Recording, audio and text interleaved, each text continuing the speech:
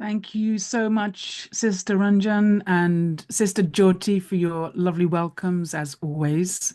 And what a treat we have today to angels with you in Dallas. And it's the first time for this Purity series that we've had two guests. It's usually only one guest, and it's the first time that we've had two guests live in Dallas. So we're breaking new ground today.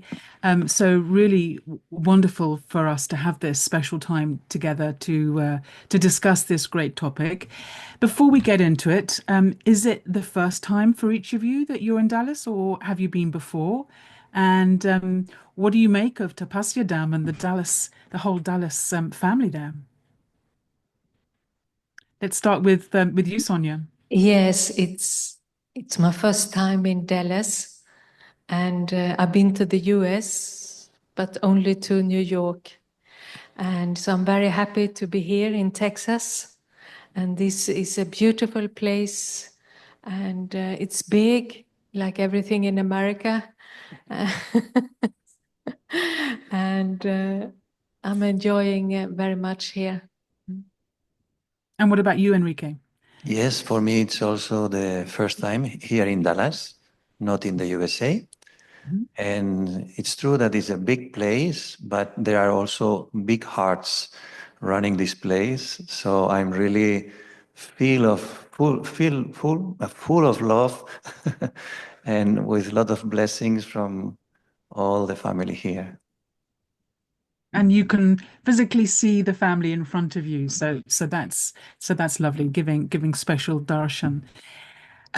So our topic today, inner purity, outer harmony, is interesting in the way that you can interpret outer in different ways.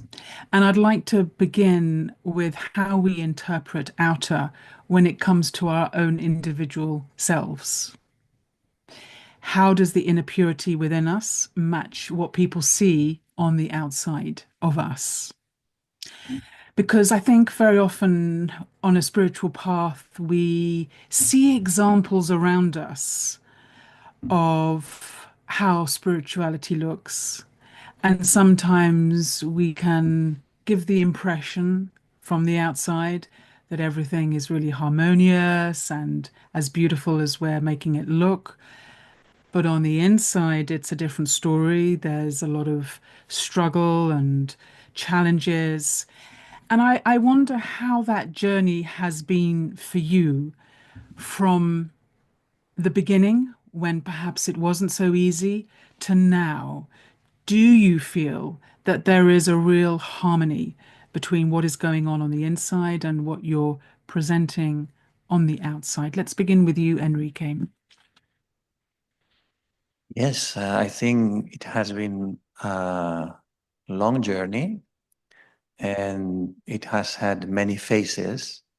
But I could say that now I feel really very, I would say the word, it's like similar externally than internally, no? So it's like whatever is happening inside, it's very connected with what is happening inside. Not 100%, of course. There is always things still to work on. But I've seen in myself a big change. And especially, I think purity gives you like some kind of self-confidence and self-tranquility and the feeling that you don't need to please others, in a sense that you don't need to do what others want you to do, but you express yourself as you are. You feel more natural, more real, in fact, because you don't need to put a mask or something. So I think purity helps you to become more authentic. And the more pure you become, this is my feeling, the more you are yourself as you are. You appreciate others, you love others, you are inspired by others, but you don't need to be like the others, you know? And everyone has a different role, they enjoy their role, you don't compare with themselves, you enjoy your role, you appreciate the role of others. So I think purity gives you a kind of tranquility in life. You know, you feel that you can be natural, and I think it's very important in a spiritual life to be natural and not try to pretend something. And I can admit that when I start, because I saw the ones who were older than me, sometimes I wanted to pretend more than I was in reality. But then with the years, I realized that I don't need to pretend. I have to be myself. And the more confidence you have, then the more natural you become. I definitely remember the early days feeling that I was different people in different situations. And I would worry what would happen if somebody from work saw me at the center because they wouldn't recognize that person. Yes. It was quite a while before I could feel that I'm not going to change to fit in with other people. I'm going to just come from my deep self, and it will work out for other people as well. What about you, Sonja? Do you feel that the more you have been in touch with your inner purity, the more you've been able to bring a sense of harmony to how you are in the world? Well, maybe I would say it's the opposite. The more I'm in touch with my weaknesses, the more I would see there is harmony. Because one day I can very easily read people, and I think many of you can also do. You get a feeling if they're sad or angry, or if they're hiding anything, if they're saying half the truth. And then I realized, wow, as easily I can read others, they can easily read me.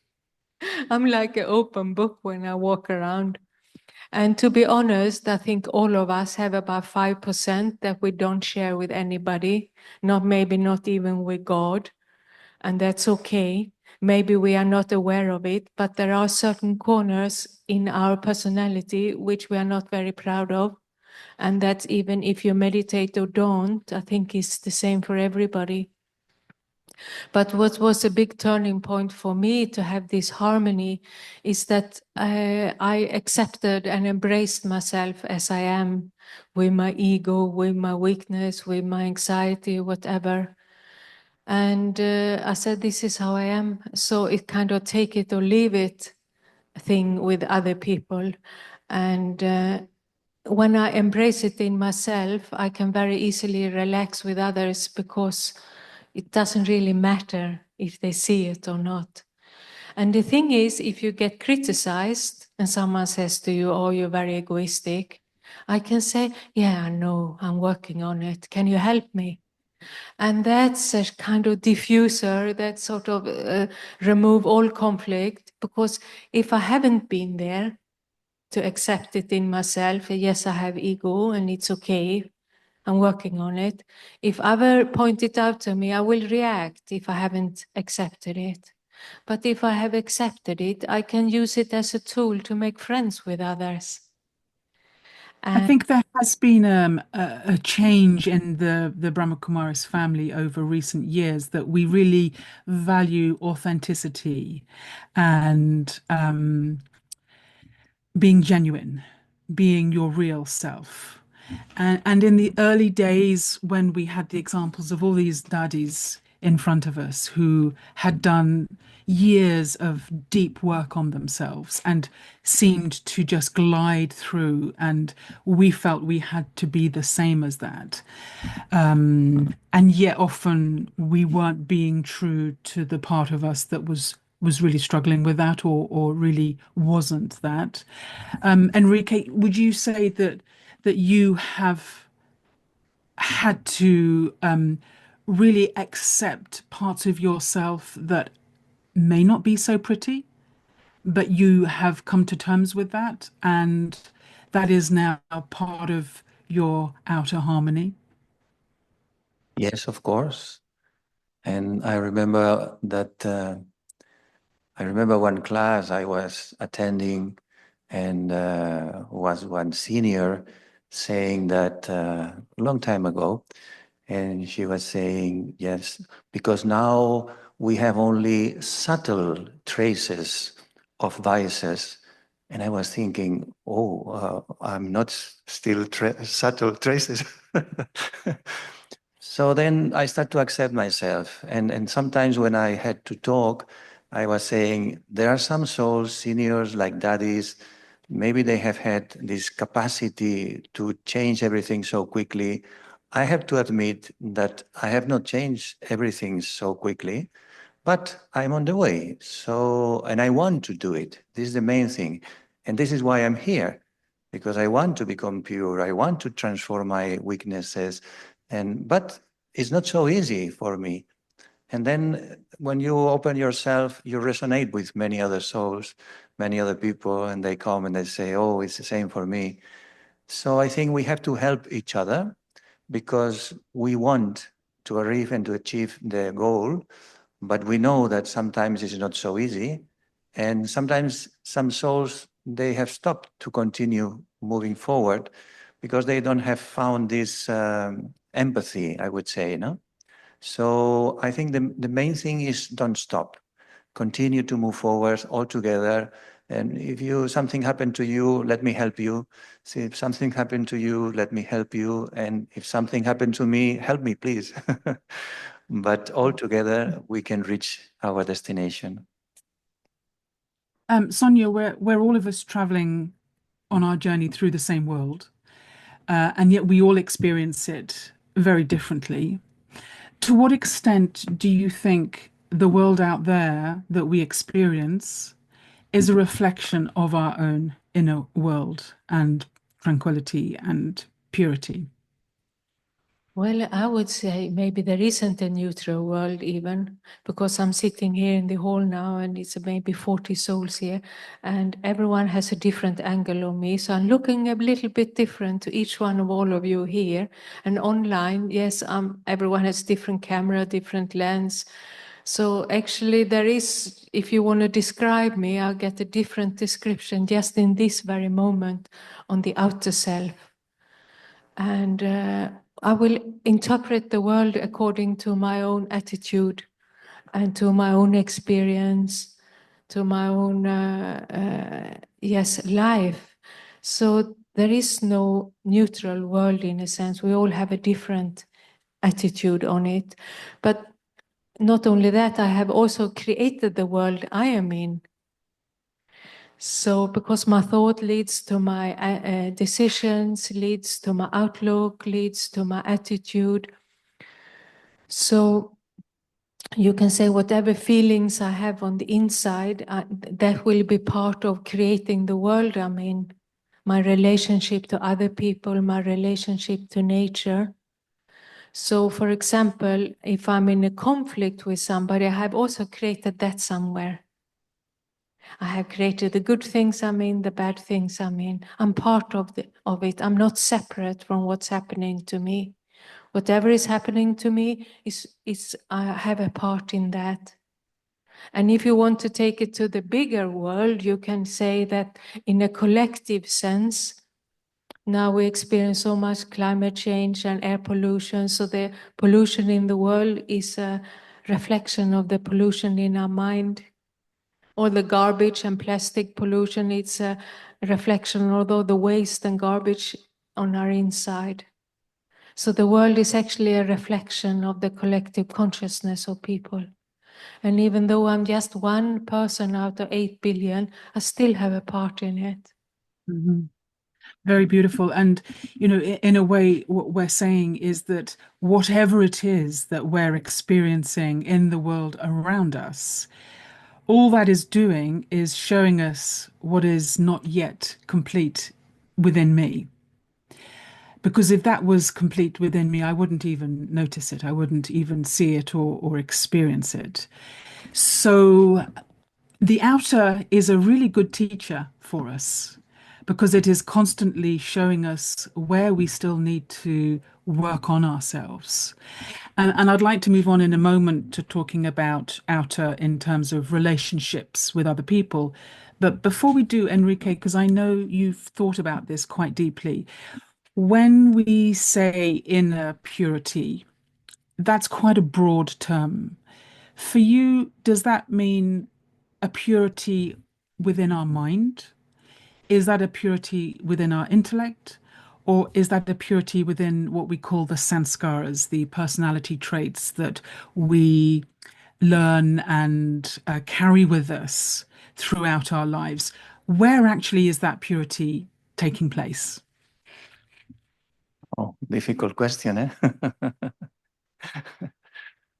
Well, what I'm feeling now is that I think first we need to work on our mind so that the mind becomes purer and purer and purer, because sanskars and other things, they influence our mind, and the mind then creates our inner world, and this affects the outer world. So, well, meditation strengthens the intellect, and the intellect starts to become more stronger and more clear, and of course more pure, and controls the mind and helps the mind to become more pure, and allows the mind to change these impure thoughts, these negative thoughts, wasteful thoughts, and allows the mind to learn how to create constantly more pure thoughts. And then the sanskars are becoming more pure, more pure. Then the sanskars influence your mind again. And this is a virtuous circle that I think all the elements are connected one with the other. So we have to continue to work, continue to work. This is why I was saying before, we can go a little bit slower sometimes, but it's important never to stop, because this wheel has to be constantly moving, no? Even if it's going slow, but moving it constantly. Because if not, the energy from outside, the outside world, which is very polluted, as Sonja was saying, makes the wheel going in the other direction, no? So I think now it's not time to stop. Continue, continue. No matter what happened, but continue to move this wheel so that purity slowly, slowly, and slowly starts to become something inside yourself.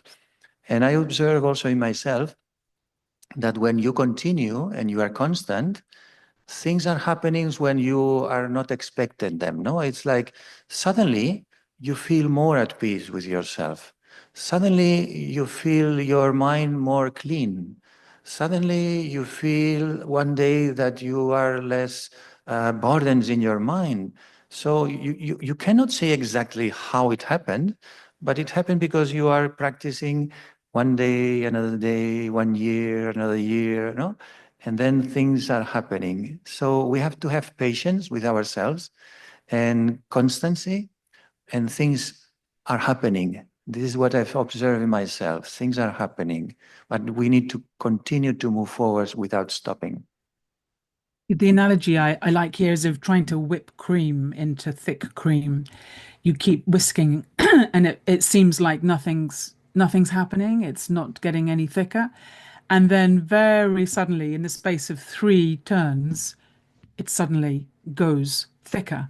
And it's all the effort that went before that that makes it happen in a moment. And it is like that with our spiritual efforts. It can feel like nothing's happening for a long time. And then suddenly it's like, I notice a change in myself. And that's a special moment. Sonja, we touched on just a moment ago how we handle harmony or a lack of harmony in our relationships. And it's very easy if someone doesn't agree with you or does something in a way that you don't like to just cut them out, move away, distance yourself. How do we bring about harmony, outer harmony in terms of our relationships when they're not going well? What have you noticed in others and what have you experienced in yourself? First of all, I just also want to comment on the previous question about purity on the inside. But because I think I started with just stopping negative self-talk. Maybe 10 years ago, I said, Sonja, is enough. Not a single negative thought about myself is allowed. And I used to fine myself if I did it. And when I did a mistake, I used to sit on my favorite meditation spot and say, "Sweet Sonja," until the bad feeling has gone. And took it. So I think to have pure, harmonious relationship, start with this relationship. I have to have a good relationship with myself at all given times, also when I make mistake, also when I'm not up to the mark, because I'm like a parent. I used to work in a doctor's clinic, and I've seen so many different parents, how they handle their kids. And sometimes when the kids make a mistake, they get a heavy row, and some parents, they are very sweet with them, and the thing is over very quickly. So I decided to be a good parent to my thoughts. So when I think something bad, I'm not hard on myself. I'm like a good parent, taking up the kid, patting it, and then we move on. So in relationship, the first thing I would say is just to stop giving advice to people. I never give any advice to person if they don't ask for it. And it starts in my mind, eh?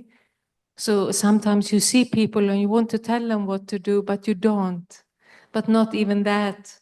Not have opinion about other people, their lives, what they do, what they say, anything. And if they want any advice, they can come and ask me and I will give it. But not to give advice if they haven't asked for it. And that means I'm not the police, I can relax.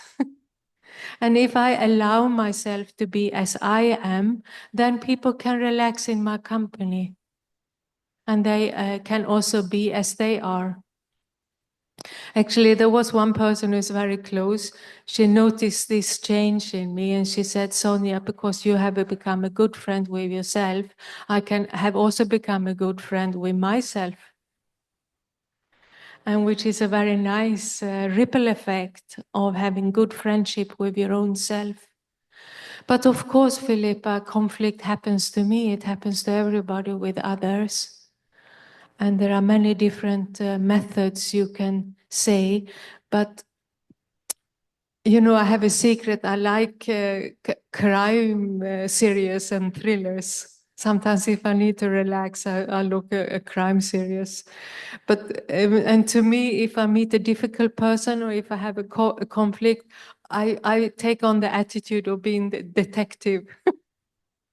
I said, wow, this is what I have to find out what's going on in them, which I can't see. And yesterday I learned a new expression, to embrace inconvenience. And I thought that, wow, that's a new expression to me, but there is a conflict and it will be inconvenience for me for a while. But when we have found a solution, the reward is so big. If I take this inconvenience phase as part of a journey and try to understand another person.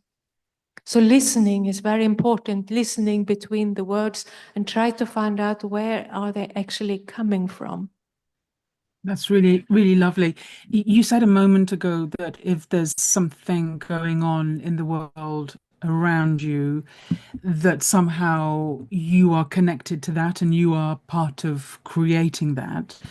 Would you say that's always true in terms of difficult relationships, that it's not just the other person's stuff and they have to go and sort themselves out and deal with it, but actually there's something in you that has also created that situation and there's something in you that you also need to look at?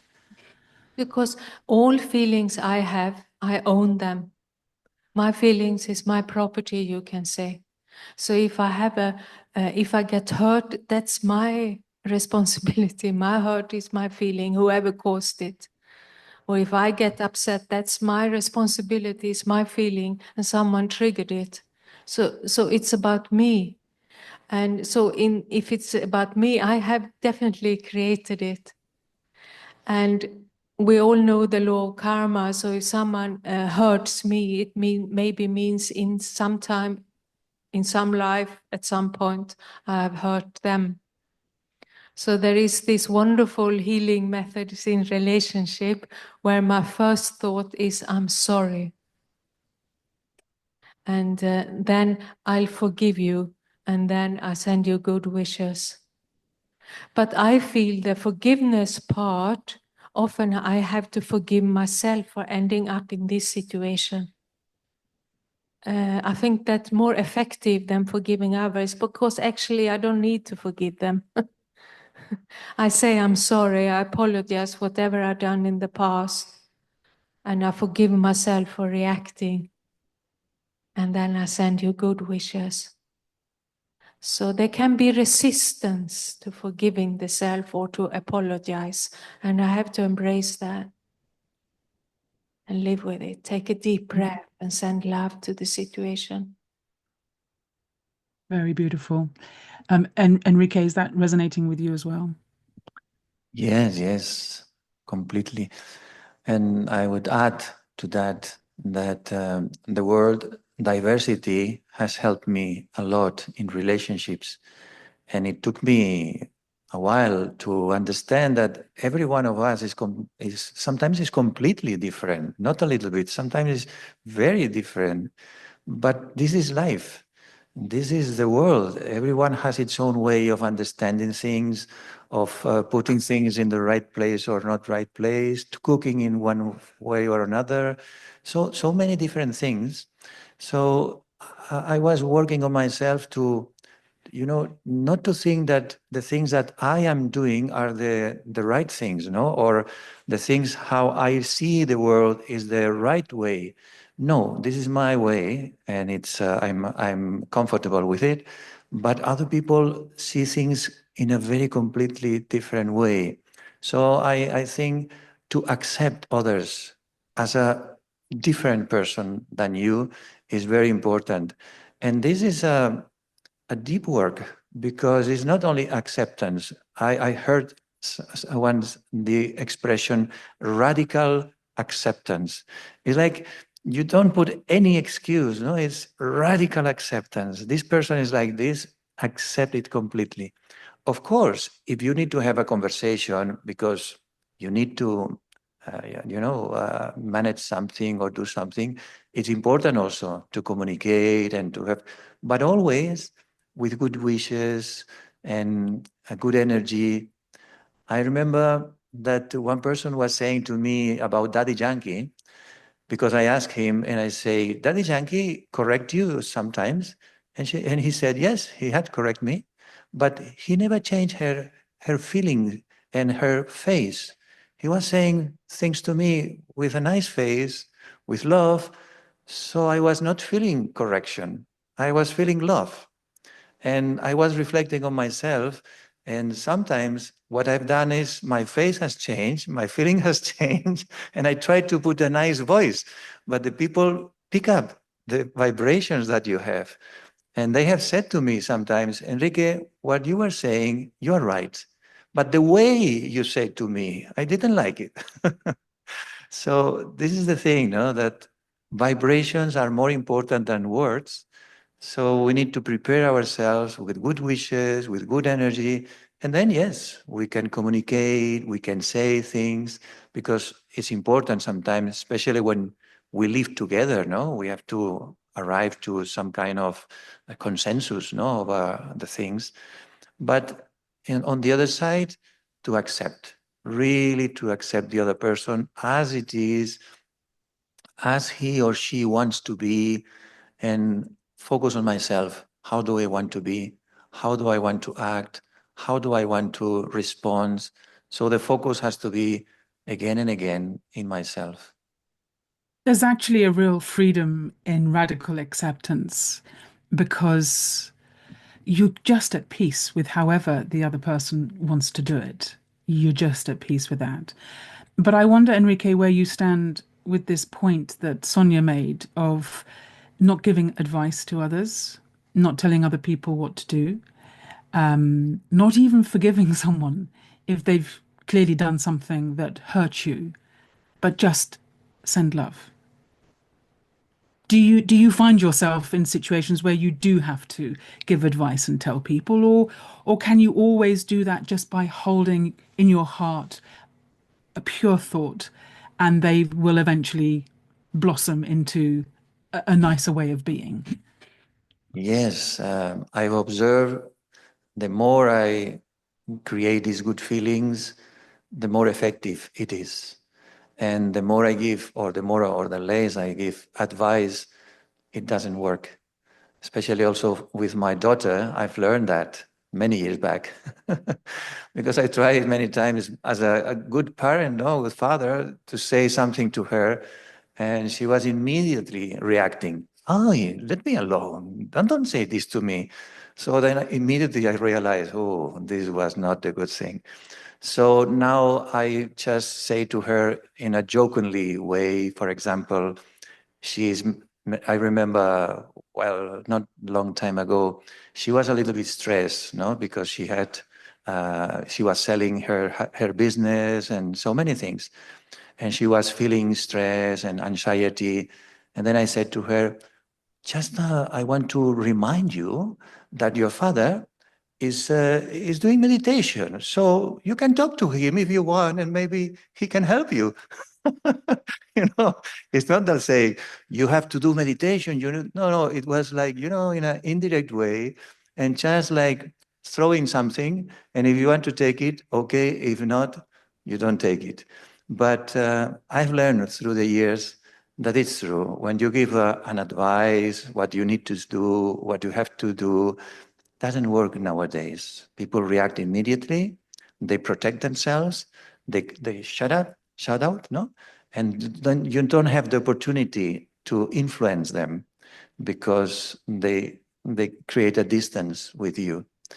So it's better to have these good wishes, good feelings, and love them, and also work with your mind. I've observed in the last years that if you say something with your mind to the other person with love and good wishes, not always, but many times it was like they have heard me and they change their behavior. And sometimes I say to my brother, if there is someone around, you have said something to this soul. He says, no. I say, oh, so it works. It works. So I think we have to work in a more subtle way, more and more, because I think it's much more effective and powerful and has much more better results also. I mean, this is such a brilliant tip because it avoids any head-to-head conflict. You just think the solution and be quiet and have peace, and they will pick it up. Sonja. Yeah, it's not that sometimes I also have difficult conversations with people. And if someone has hurt me, sometimes if I can't forget it like quickly, I need to talk to them about it. But before I talk to others about this, I need to remove the blame in me. So I'm working on myself until I know I can have this conversation with that person without blaming them. And that sometimes can take a day or a week or 2 weeks before I can have that conversation with no blame. But then I can say, I reacted in this way, it hurt me. So I always speak from myself and not blaming other people, but just sharing with them my reaction with no blame. And that's often very efficient also. We sadly live in a world where there is a real lack of harmony all around us and between nations and countries, and it's a very divided time. And you said something a moment ago which I really liked, which is try to really understand where the other person is coming from as a way of diffusing the conflict. Could you say a little bit more about how you do that? So there are one way of doing this is I ask myself, what is their intention by saying this, or if they are pushing or being forceful, I ask myself, what is their intention?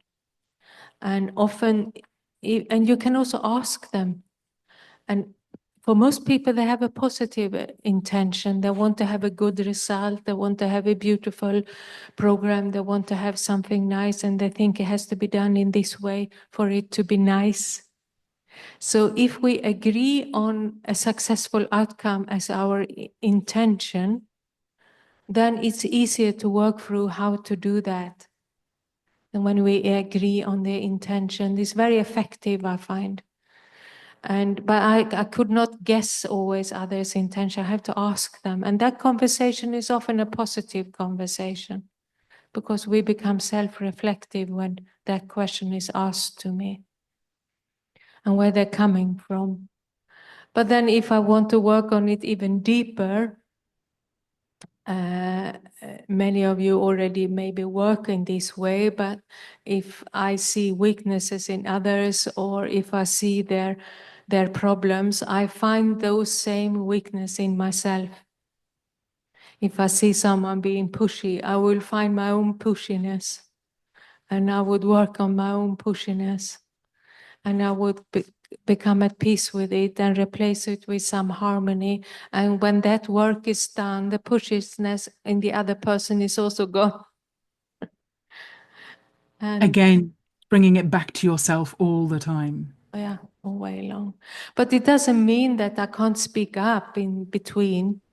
It's not that I have to suppress all my feelings and hurt and everything. I can talk about it, but I take responsibility for my own feelings and not put them on others. I remember Daddy Janki once telling the story of coming to a decision amongst the daddies. And sometimes she would have a different point of view, but she would always agree with what Daddy Kumarka said, because she felt the harmony was more important than her being right, because harmony would bring unity. And so she wouldn't challenge Daddy, she would just agree with Daddy, but not let go of her thought. Yeah. And then she said in time, sometimes that thought would be the one that was carried out, but it happened in a very gentle way. And it wasn't by directly saying, I don't agree with you, because for her, harmony was the top priority. Because living in the center in Copenhagen, I'm in position, I need to ask for a lot of help. You need help and you need to organize things. But I learned in recent years that before I ask anything, I make sure that in my mind, it's totally okay if they say no. So before I ask, I have to leave it completely open for a yes or no. Because sometimes you ask and you really need help and you really want them to say yes. So if a no is not accepted in my mind, they will feel it as pressure, the other person. So I have to do my own homework and make sure both a yes and a no is okay when I ask for help. There are situations though, because we do get attached to our own way of doing things and the way that we think is the right way to do things. How do you maintain harmony when you truly believe that it's not the right thing, it's not the right way? Because you need to be truthful about your own position, but at the same time, you want to create harmony. Enrique, how do you find that balance between being true to yourself, but also not wanting to upset the atmosphere? Well, I took a decision a long time ago. It's not completely true, but it helped me, no? And it's like I said, I have no opinions anymore. So no opinions. So I was becoming really very free because people were saying, well, we put this here or there. I don't have opinion. You put it where. So the problem is when we have too many opinions and then we clash with the other opinions, no? But then I'm true to myself because I'm more relaxed. But I must say, in things that are not really very important, you know, because I observed that sometimes the discussions are for things that really doesn't matter if you put here or there, no, or the glass here or there, or the chair. Well, just adapt and do it, but no problem. But if there is something bigger or important, okay, then yes, you have a conversation and try to have the best way to say what you think, but then also be detached, because sometimes I've been a little bit more attached to my idea, and finally there is always some kind of conflict. So if you prioritize harmony, then you can let go of many things that, yes, maybe they are a little bit important, but it's more important, as Daddy Yankee was saying, harmony, than put the things where you think that they have to be, But I want to add another thing that I think it's important also, because sometimes, this has been my experience, some souls trigger in you internal reaction, that it comes without reason, in fact. So it's like a karmic account that you have, because the other person does the same thing and you even don't notice. But this person moves something and you feel in your stomach, no, like, why is... So you need to control this. Then the thing that helped me is, well, I'm here to practice a lot of virtues and to develop the powers, especially one power, which is, I think, for me, but in general, I can see very important, is the power of tolerance. So many situations will come, not only relationships, but others, but especially in relationships, that will help you to develop this power. And what means this power? Means that you will feel some kind of uncomfortability, and you have to deal with that. And you have to be comfortable in the uncomfortable. And Discomfort. allow yourself to accept that this soul is just training you. Because if not, you make it personal. This person is doing this in front of me to really go against me. No, he is there to teaching me how to develop the power of tolerance. And I've done many meditations saying, Baba, please give me a lot of tolerance, more tolerance. I need more tolerance. And you have bring me this soul, wonderful soul, but I need more tolerance, more tolerance. So I think now, I feel now that my level of tolerance has gone a little bit higher. Still, I need to work on it more. But this perception of the situation has helped me a lot in deal in a different way, accepting that there are some souls that you have some karmic account. And when you are able to tolerate enough, the karmic account is finished. And now, and I remember now one soul that now we are very good friends. And I have no reaction at all.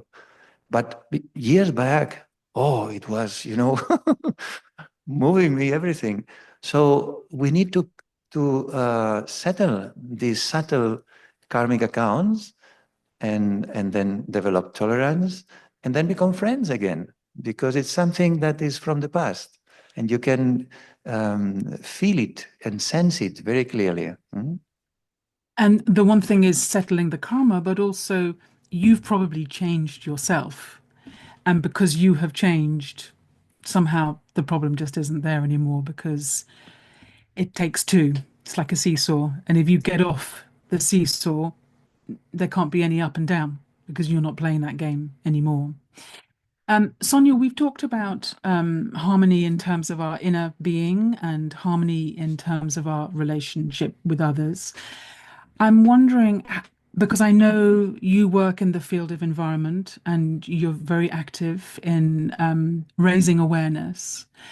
I wonder how it is for you finding harmony in a world where there is so much injustice and destruction and cruelty and inequality. How do we find harmony with something that is so clearly out of harmony? That's a very good answer, Philippa. Maybe sometimes I wish you could answer it for me. But yes, the world is in a total mess. And there is a lot of cruelty, there's a lot of disharmony, there's a lot of ugliness. And one way of dealing is it, well, I think this is the winter time of human beings and our hearts are frozen. And this is why human beings behave like they do. They can't feel their heart. So after winter, spring will come. So I will have a beautiful springtime also in our heart, but also in the world at some point.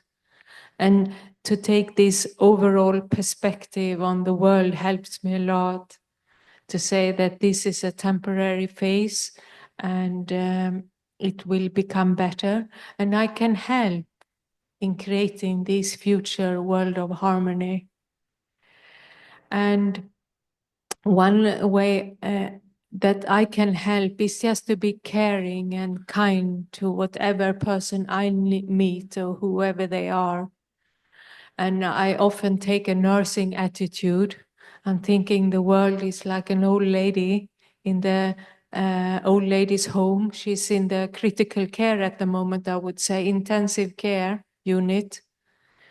But even though a patient is very old and she has maybe not many days left, you just don't leave them. You treat them with care and a lot of gentleness.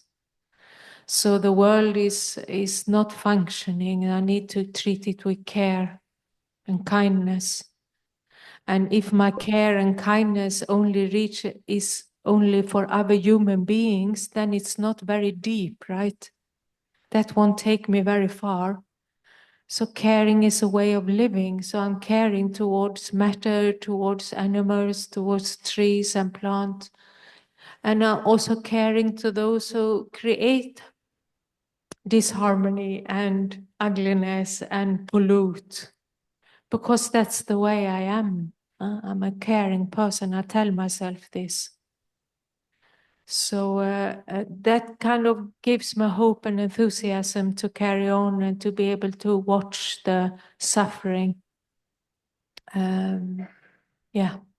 I think, you know, for each of us, we can accept maybe because it's the winter, in terms of the cycle of time, that there's loss of species, there's, you know, natural habitats being destroyed, and we kind of are okay with that. But then something will come along, for instance, cruelty to dogs, and it's like we completely lose it. We can't maintain that sort of knowing of being in the winter, and our heart just starts to pound, and we feel our heart is breaking, and there's something that gets us. Do you have things that get you, and how do you deal with that? Yeah, I have things that gets me, and that's actually often animals.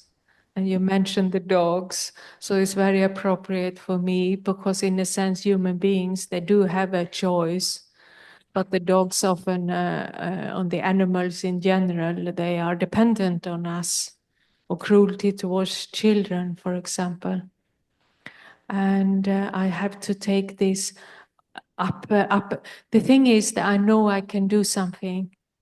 I know that my power of love, my power of thought is so strong that no matter what they are experiencing, if my love is so strong, it will reach them. And that is the only comfort I have. Mm-hmm. Because I wonder if I can become completely happy if no one else, if there is unhappiness in the world, I will not be able to become completely happy.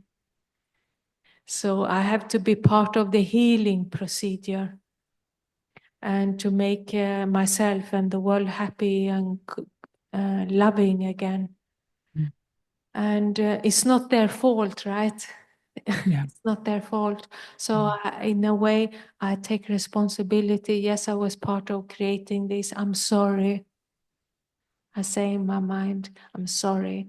And I will do my best to heal with love and kindness.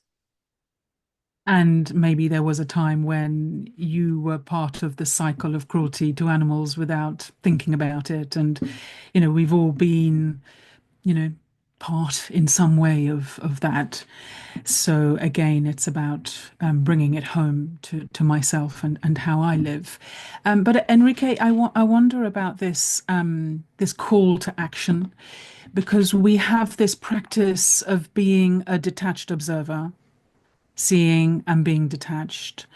But when do we become the engaged observer? and actually do something. Because Brahma Baba, the founder of the Brahma Kumaris, he saw the way in which women were being treated in society, and he didn't like it. He wanted there to be more equality. And he did something about that. He put the women, the sisters, in front and gave them power to shine. You know, that was taking direct action to do something, to make a difference. How do you work with that in your life? When to just be detached and say, okay, and when to come into action and say, I'm going to do something about this?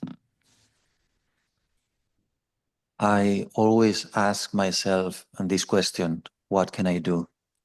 What can I do now? What can I do in this situation? And if the answer is I have to be detached, well, this is the action. But if I can do something, I will do something.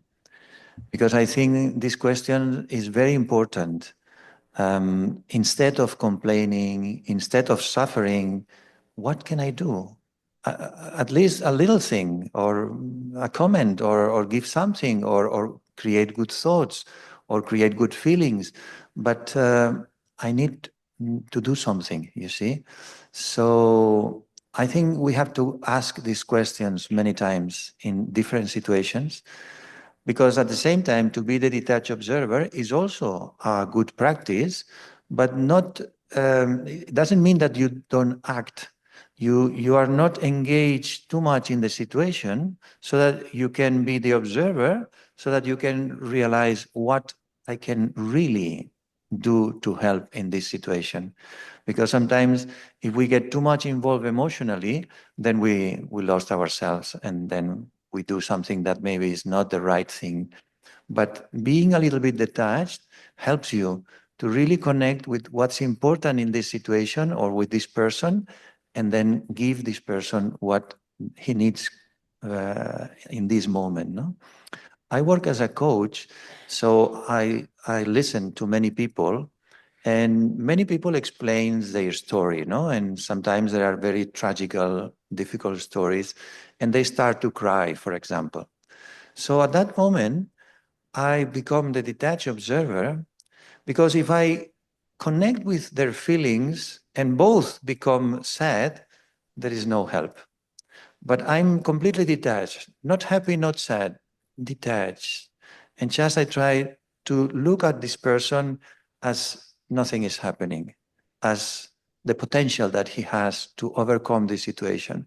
And really, not more than 30 seconds, and the person stops crying and starts to talk in a different way, with a different energy.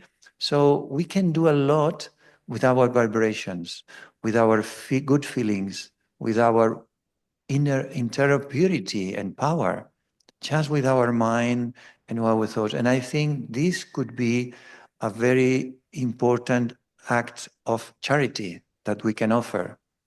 I remember also when I was working in Expo 92 in Sevilla, I was the chief of protocol of one pavilion, the pavilion of the universe was. So I was the chief of protocol of the universe. It was very nice. So one day, one worker was working upstairs in arranging something, and he make a bad movement and he fall down. And it was really a very difficult, a strong hit. So immediately I thought, what can I do? So I am not a doctor, I'm not a nurse, I don't know what to do, but I went in front, just behind this person, and I was sending peace, good vibrations, because this is what I am. I am a meditator. I am a spiritual person, so this is my role. And then immediately other people came and did their work, but I was there in the front line, but doing my work.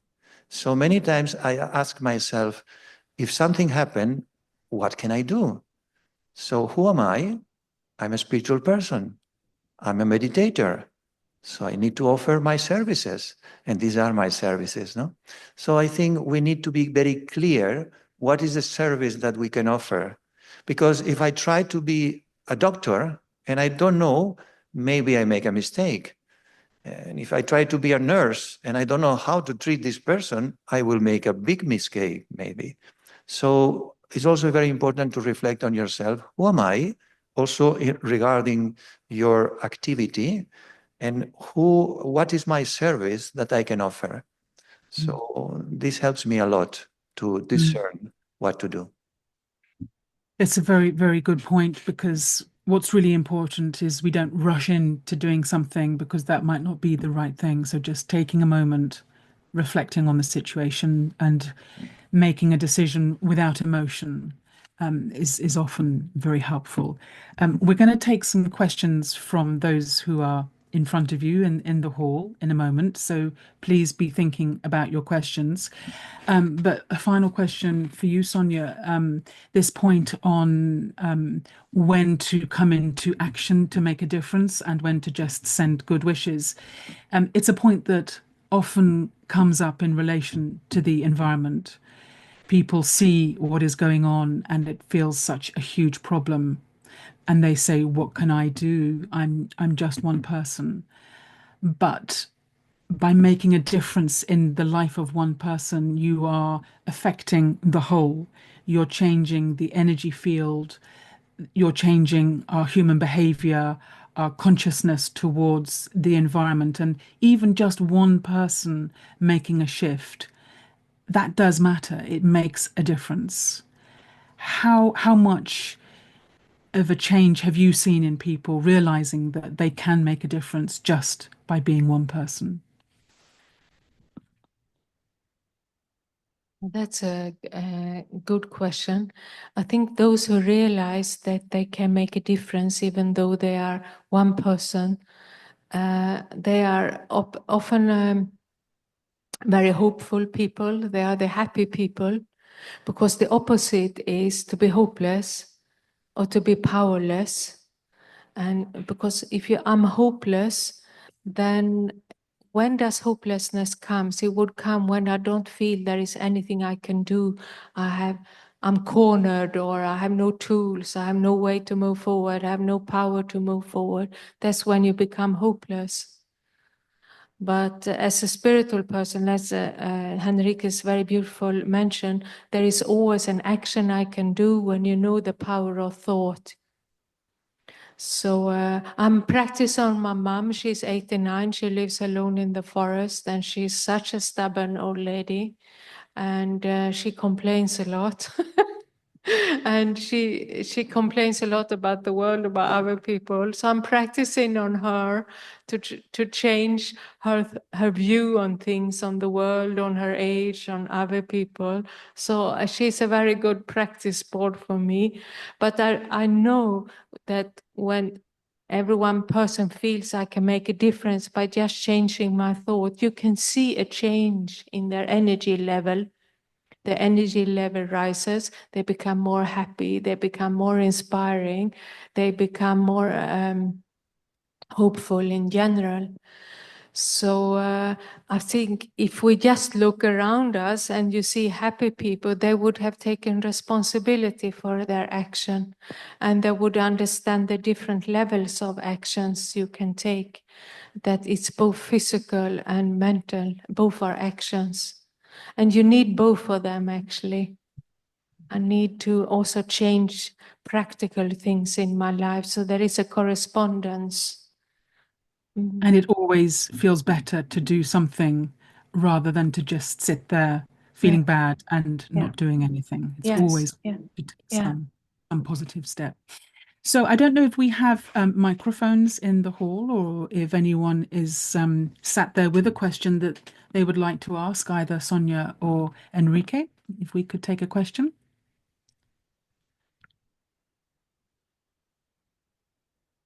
Yeah, okay, I'll sit here. I have a question for both of you, actually. This is, so the conversation which was going on about harmony inside and outside both. Sometimes we play roles also. Mainly I'm talking about from the office's work side, where you as a being, as a person, you know what need to be done for yourself and how you can connect and make harmony, but there is a demand of a role which you are playing in the office or in the workplace, which is more depend on the project or depend on project type and timelines, and which happens recently with me, where there is a certain project suddenly came up and which tight timelines, and being as a leader in that project, conversation going on, okay, can you complete this?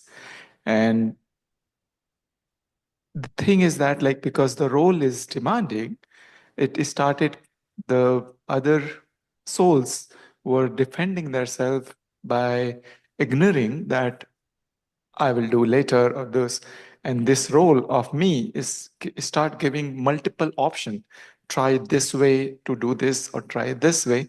But everywhere it is no, I cannot do that or I cannot. So the question which I'm asking is that how you can do a harmony, because after the call, I sit in meditation and I started, even during this week, I was sending those vibration. Okay, let's next week, Monday coming, and it should be corrected and you should understand. But during the calls, when you're playing that role of whatever it is, that is demanding versus you know, it is not that who you are, and you want to send a good wishes, but over the call, over the meetings, you cannot do that. So how to actually sometime transit, bring yourself in those roles, remove the roles and say which can touch them? A good question. Enrique, you've got experience of the business world. You know, how do you, when you're playing a role that requires you to be giving direction, telling people what to do, telling people off, how do you square that? Well, I'm not usually in this situation because I work more as an external person for the companies. So I don't have to work with a team or. So what I have observed is that, well, if you have created trust and confidence with your team, with the people who are around, then you can have a conversation, open conversation, and really put on the table everything, all the information, your concerns, your fears, whatever, and like ask them also, what do you think about this? How can we do this? This is a very big challenge. So it's like you put yourself vulnerable, but you have created before also the confidence and the trust. And then you involve others also and say, please tell me, how can we achieve this and reach the goal on time? And I know it's difficult, you know, with empathy. And I know that we don't have so much time. I have only concern. So, but let's do it together. How can? And then people usually, they bring ideas. They feel that they are engaged. It's not that someone is pushing and others are doing. Usually this situation brings resistance, as you said. But if you try to involve everyone, then people will give the best of themselves. And sometimes you will be surprised that they will give more than expected. So sometimes depends on the attitude of the leader, no? Sonja, anything you'd like I to also add? think that clear communication is one of the highest quality people want from a leader, is clear communication. And actually, I find it in business or an organization is maybe even easier than in voluntary work. Because in voluntary work in the Brahman Kumaris, you can't fire people. You can't give them a reward if they've done something good. You work what there is, and the only power you have is the virtue. But in a business setting, you know, you can actually fire people if they don't live up to the mark. And you have a promotion, or you can change department. So you have many more tools, but it's more how it's done. And that's why with Enrique's, you know, involvement, engagement, but also very clear communication from start. We have to do this, and this is the timeline. So can we work together on how to reach it? And like this. In a way, that question links into where we started, which is being the same person no matter what environment you'll find yourself in. You know, you don't have one set of rules for when you're at work and another set of rules for when you're with your family and friends. It has to be followed through. Thank you for your question. Any other questions? This is for Sister Sonia. For the relationship only. Sometimes I feel my own old habits of way of thinking of judging people and criticizing and trying to pull them at my thought level. It's actually created friction in the past when I seen it. And now I realize as an observer, this is bad. This is not what I should do, but I'm not able to. Any suggestion? Because it's hard, disturbing the harmony. Well, I think we all know that if I criticize other people, it means I'm criticizing myself. So self-criticism might be a problem for you. So if there is a problem, you have to start there. So from today on, from tomorrow, you can still do it the rest of the day if you want, but you take a decision from tomorrow. Self-criticism is no go. It's a decision. So from tomorrow, what date is it today? 19th April. Self-criticism is not allowed anymore. So then you have to work out what to do instead. And that has to be ready in your head. So if a self-criticism thought come, I think I replace it with love, or I replace it with peace, or I replace it with a deep breath, or take a walk or something. And that list of what you do when you start self-criticizing, that list has to be ready. You have to have it on paper or something. Thank you for the question. We've got, I'll do you a quick question whilst you pass the mic on. A question that's come in the chat. We've been talking about purity, and obviously for Brahma Kumaris, that also means celibacy. But if you have friends and contacts who want to know about having an inner peace and outer harmony, can they still work for that, even though they're not practicing celibacy, if they're a young person, for instance, and it's not right in their life at the moment? Yeah, the same rules apply, of course, of course. Of course they can. I mean, They can. to be kind to the self, a purity is to be loving, peaceful, happy, joyful being on the inside. That we are all loving, pure, peaceful beings deep inside, no matter our lifestyle, no matter religion, no matter what. Everyone is this. So I'll go there as often as I can, no matter my lifestyle. And same rules. Same applies. Same applies. Same applies. It's not that you can only make it work if you're following a celibate life. You know, there's the same applies. Enrique, anything you want to add to that? Well, yes, I agree completely. And I think it's an inner work. And when you work more and more and more inside yourself, maybe one day also you feel that you have to go next step. And next step can be celibacy, or next step can be another spiritual practice. I've observed in myself before coming to this knowledge that I was starting to practice little things, but everything was bringing me to a next level. So if you are interested in going deeper inside yourself, deepening in the peace or in the love, spiritual love, so you are doing steps by steps, and well, then you are integrating in your life different practices, spiritual practices. But when you start, you work on peace and love and all these things, and you can achieve a good level without doing all the spiritual practices.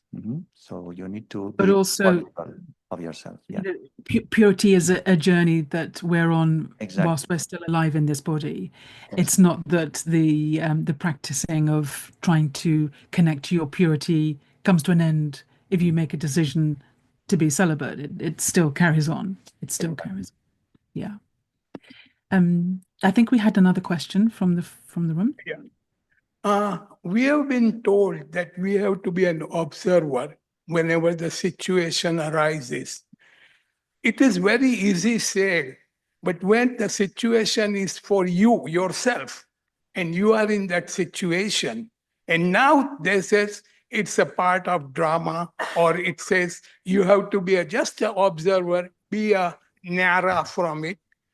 How can you do that? It's very, very, maybe you can tell your situation where you can do it because you live in a very controlled situation, according to me, in the center or somewhere. But we don't live in a center. Brahma Baba says, go and live outside and do it.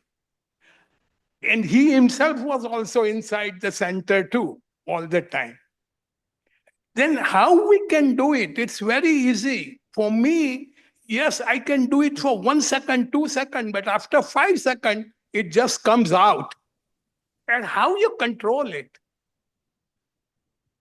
I like this question. So in the real world, and when it's very personal, how do you practice these things that you were talking about? Well, it's a good question, and with a lot of energy you have expressed it. So thank you.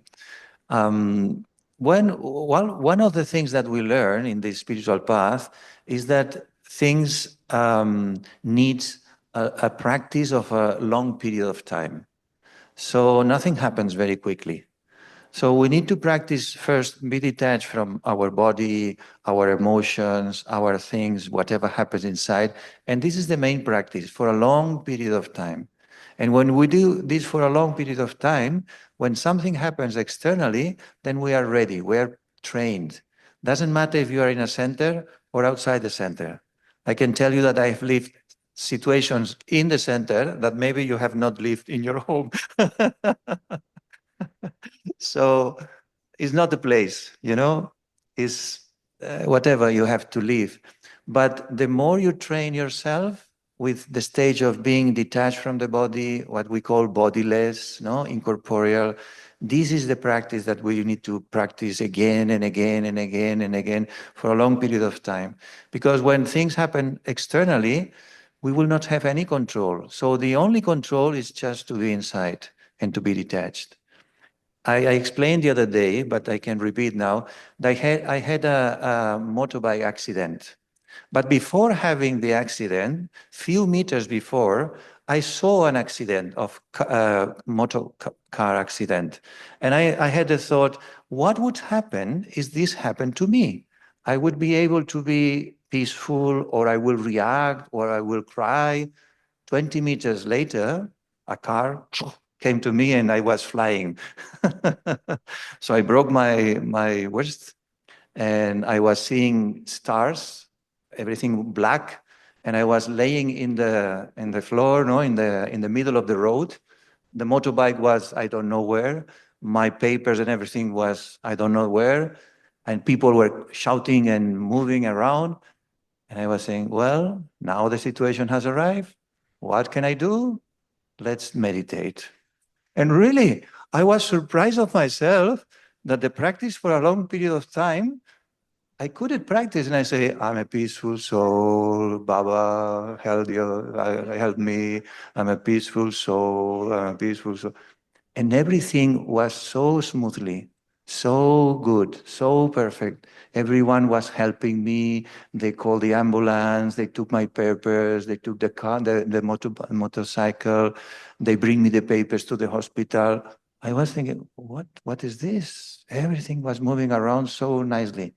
And the only thing I could do at that moment is to be detached. I couldn't do anything. I was not seeing anything. I had pain. So the only thing was just to be connected inside and connecting. So we need to practice because situations will come, but we have to be trained for that. This is our training, no? At least this is how I feel. We need to train in this. And just Great answer. so I think the brother here, you asked the question, and we also get very specific advice in our classes. So if there is a situation that comes, I can't control it, I have to go away. So someone triggers me and I can't control my reaction, I leave the people, take a deep breath and walk away. And there is a difference between something, a situation that comes now and then, or a tendency. So if I have a tendency of reaction, I know it's about me. It's never about them. So if I know I have a tendency to reaction, I have to address it somehow. Otherwise I end up in trouble again and again, and I'm creating a big obstacle for myself. So I'll have to ask myself, what is it that is triggered and I haven't settled? And take charge of the situation. But I can't think clearly when I'm upset. So I have to go away. And that's a good thing with WhatsApp, because if I send a WhatsApp when I'm heated, I can delete it. But email, you cannot delete an email you sent. Just don't communicate until you're peaceful. Yeah, exactly. You are right. So, brother, both the examples you gave was really, to the point, and it was correct. This takes a lot of time to come to that stage that you keep your mind stable, emotionally stable. Then only your productivity goes high, and you take the right decision. Now about the detachment. You talk about the detachment. So let's say one example you gave, that one guy, fell down and you gave the positive vibes. But before that, what you can do, I'm not a doctor, I'm not a nurse, but I can call the doctor first of all, before I give the vibes. So that was kind of okay, how we can give the help immediately. The second thing is, the world is in chaos. A lot of injustice happen. So if you are detached, it depends. Like, small things, like you said, move the flower pots here and there, it doesn't matter. But if the big injustice is happening, 50,000 people got killed in Gaza. But if you feel detached, people may see you're an insensible person. You are not reacting, or you don't go to the protest or something. So how would you see, in this kind of a situation? Of course, as a spiritual person, I would try to give all the positive vibes to those souls. But how about, would you go to the protest? It's happening, to raise your voice and yeah, that's my one question. And I have one more question. So yeah. I think we probably need to You make have this the mic. Yeah. You have the mic right there. Yeah. Yes. Well, I think, again, you or me, I have to ask myself, who am I? What is my role? And how can I contribute? And it's true that there are such big injustice, or whatever we can call them nowadays, but I can do something directly there. No, this is not my role. And do I need to be a little bit aggressive against someone? No, this is not my role. So do I need to go to protest? No, it's not my role. So we have to be very clear what is our role. And maybe for people, external people, they think, well, this is too innocent just to have good thoughts. But if we believe who we are and the power that we have with our minds, then our role is very important.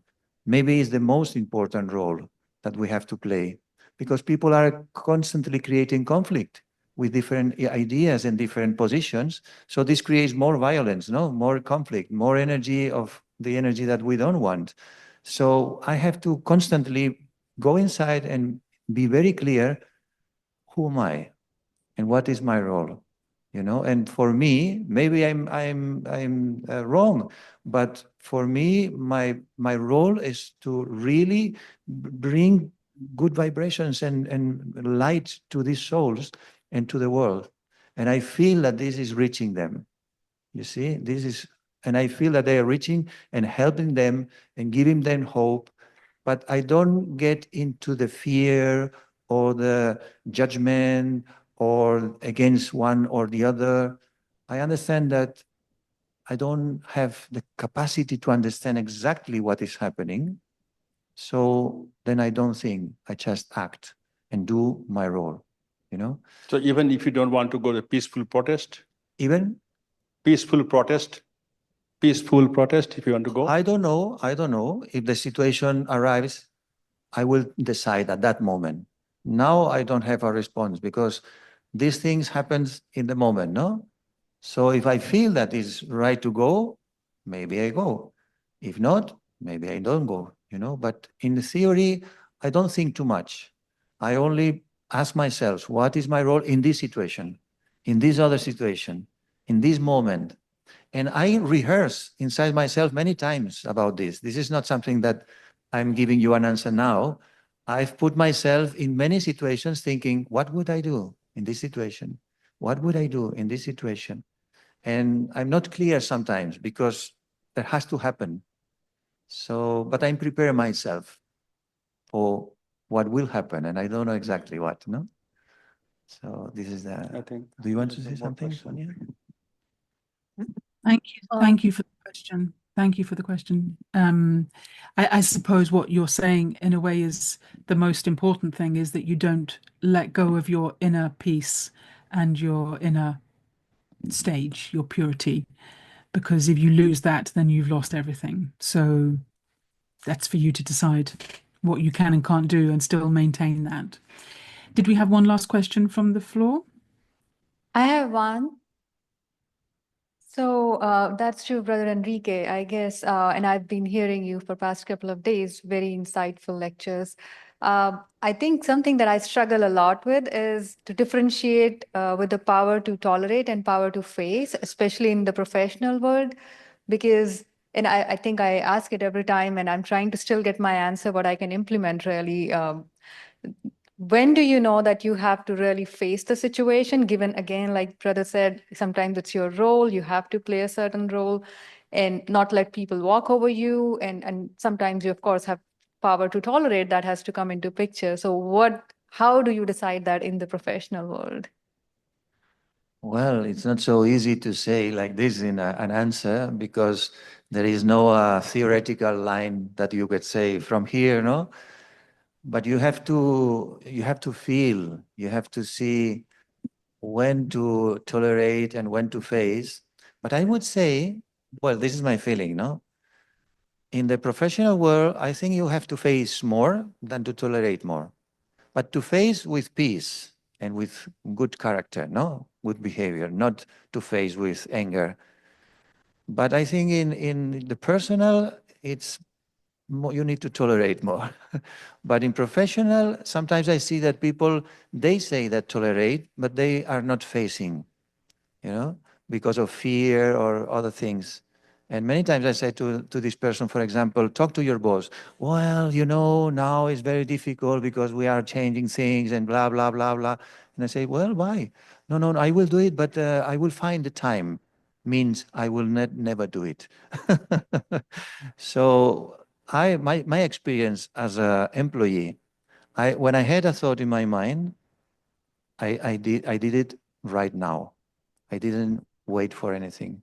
So I say, I have to talk to the boss about this. Talk, talk, talk. Hello, Eric, what do you want? I want to talk to you. Well, okay, come. You know, I was facing immediately. I didn't have to, you know, let this thought going there round and round and round. I was facing the situation.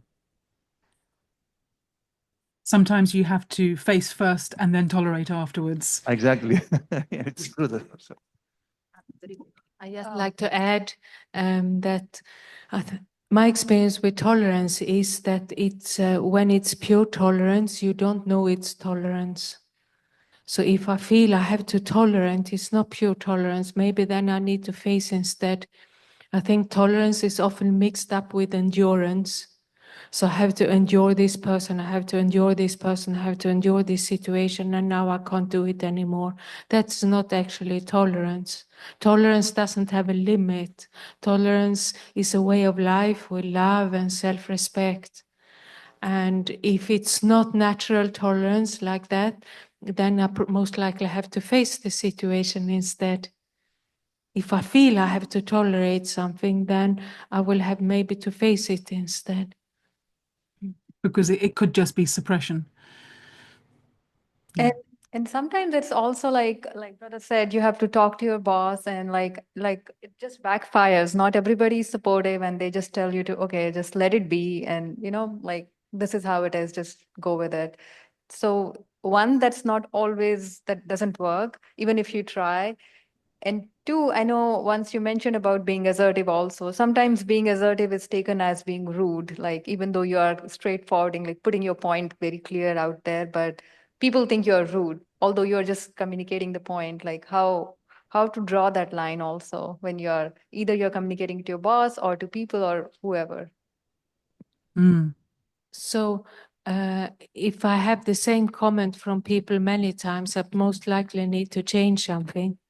So I can be very straightforward, but the energy and the vibration has to be right. And if I get the same comment from everyone, then I have to look at myself and to see how can I communicate honestly my opinion without offending others. That's an art, eh? To take responsibility on my reaction and not blaming other people in my conversation. So just extending the same question, because it happens actually with me. My first question only, If like, you speak into the mic, it's better. yes. So what I was saying, like, it is just extending the same question. As I was talking about the work which we are doing, and there are multiple projects, the market, how everybody knows how the market is going, and it backfires sometime. In other sense, being a Brahmin, it becomes difficult. So it happens like just a month before, because I try to so my role is a kind of like my decision makes people go here and there kind of thing.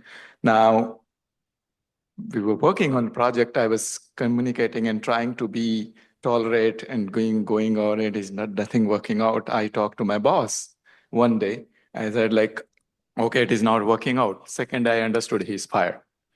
Now that registered in mind, like I don't want this kind of thing to go with somebody suddenly, because that is my role versus a being.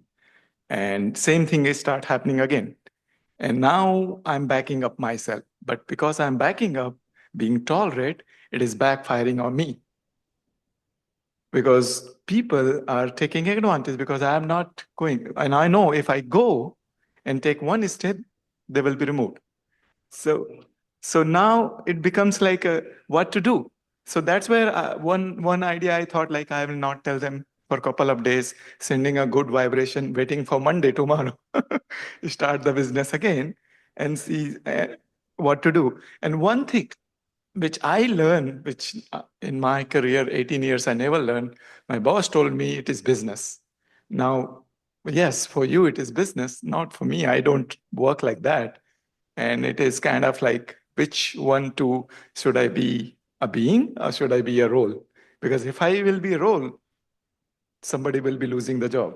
So that's where I want to understand really sometime which to favor. Actually, same thing, tolerate or face.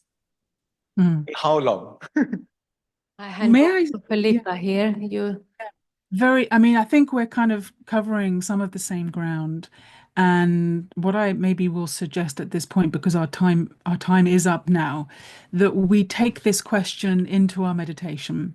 And sometimes that's the best place to go with a question like this, and take it in and offer it up and let the answer come to you from beyond. So if, with your permission, I think it would be lovely to have some meditation now. And if I could invite both Enrique and Sonja to take it in turns to guide us, 2 or 3 minutes each as part of our closing of this time together. So if you have any other questions, then by all means carry that question with you into your meditation. But right now, I think let's pause. We have absorbed so many points of wisdom. You've both been so generous with your life experience and shared it so succinctly. And I think we have a lot to go away and think about and practice as well. So thank you both so much. We really appreciate it. Thank you, Philippa, for good questions. Thank you, Philippa. Yes. So let's start the meditation by taking a deep breath.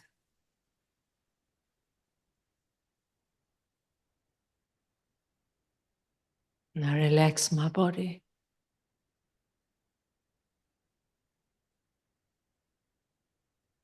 And I feel the connection to the floor and to the ground, and to the chair.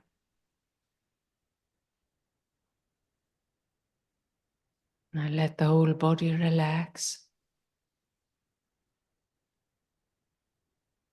And I set my spirit free.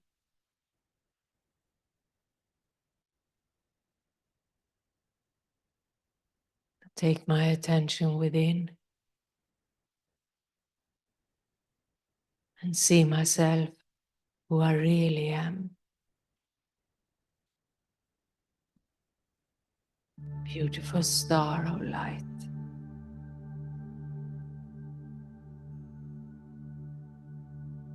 And I keep this vision of myself very firmly, deep inside. Beautiful star of light.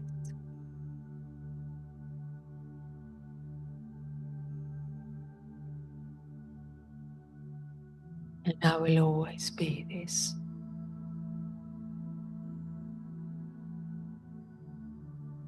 And whatever layers of disharmony has come upon the soul, upon me, I embrace all of it. And I hold myself tightly. A lot of love, compassion.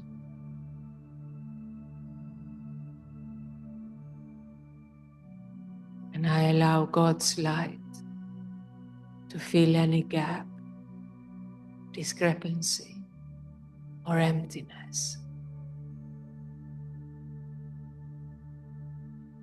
I open myself for God's light, for healing.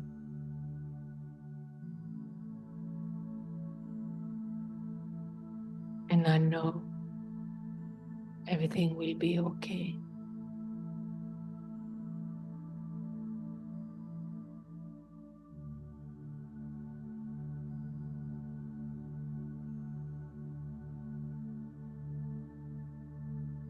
And these thoughts bring me into silence. And in silence, I can feel my potential, my inner power, my inner wisdom, my inner qualities. From there, many answers will come.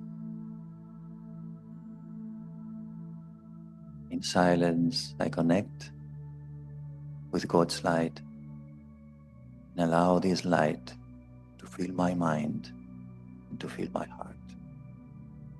And with this energy, I come back. Om Shanti.